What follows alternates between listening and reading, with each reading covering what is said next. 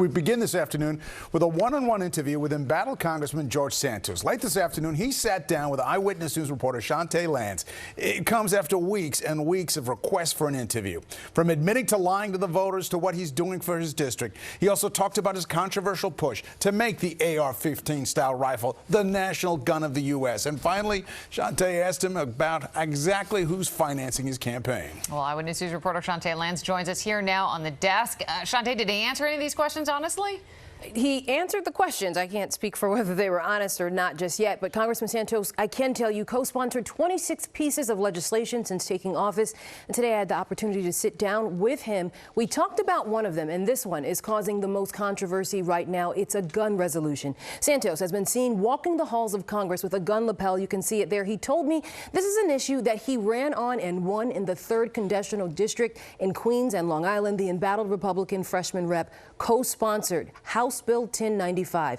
That would declare an AR-15 style rifle to be the national gun of the United States. Now, this is after deadly mass shootings across the nation, including in Buffalo. Governor Kathy Hochul today calling it outrageous and appalling. Congressman Santos tells me he supports Second Amendment rights and he is sticking by his decision. The one that's gaining a lot of attention is the AR-15, declaring it as a national gun. What's your reasoning behind that? So I think that shouldn't come as a surprise to anybody. I've always been very clear. I'm very pro Second Amendment. At the same time, I'm very conscious about a mental health crisis that we have in this country, and also an accountability crisis that we have in this country. So. My approach with that came just purely from it's a resolution, so it's more about recognition. This is a gun manufactured in the United States, creates jobs in the United States. It's a made in America gun, and I mean we have national everything, but why not have a national gun? It saves as much lives on a daily basis. It saves lives on a daily basis, and it's not reported. And I think it's good to have that contrast. How do you feel about the constituents that are bothered by this resolution? Look, every member of Congress is going to have half of their constituents that are going to agree with what you do and half that are not. I have received a lot of support for acknowledging and recognizing on this bill, and I've received criticism, but that's just part of the gig.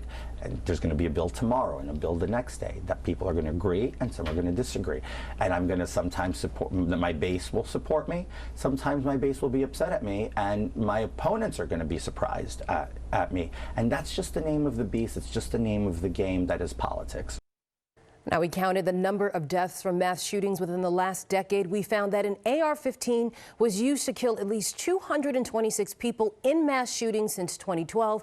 Now, out of the 435 House of Representatives who introduced or co-sponsored legislation, Santos ranks in the bottom 20% with 26 pieces of legislation. And yet chooses this legislation to hang his hat on. Yeah, I mean, it's a co-sponsor. He said he plans to introduce 2 of his own first bills next week. One is about the environment. The other has to do with foreign affairs. He didn't give any more details with that, but he said he's looking forward to returning back to Capitol Hill to talk about that. You know, you can't blame some voters to be a little skeptical of anything he says. He told Piers Morgan that he's been a terrible liar. That's out of his own mouth. I'm curious what he had to say about the latest poll that came out. Something like 78% of voters in his district want him to step down. Yeah, well, that was from Newsday and CNN partnering together. And I asked him about that. He dodged it a little bit initially, but he ultimately said that he wants a second chance. You know, he is moving forward, will not lie. He said he apologizes, and he wants the opportunity to prove himself as their congressperson. All right. Well, Chantee, you can watch more of Chantee's sit-down interview with Congressman Santos tonight at 6:30 on Eyewitness News Extra Time, as well as added perspective from Chantee herself, who has been tracking the embattled lawmaker since the moment he took office.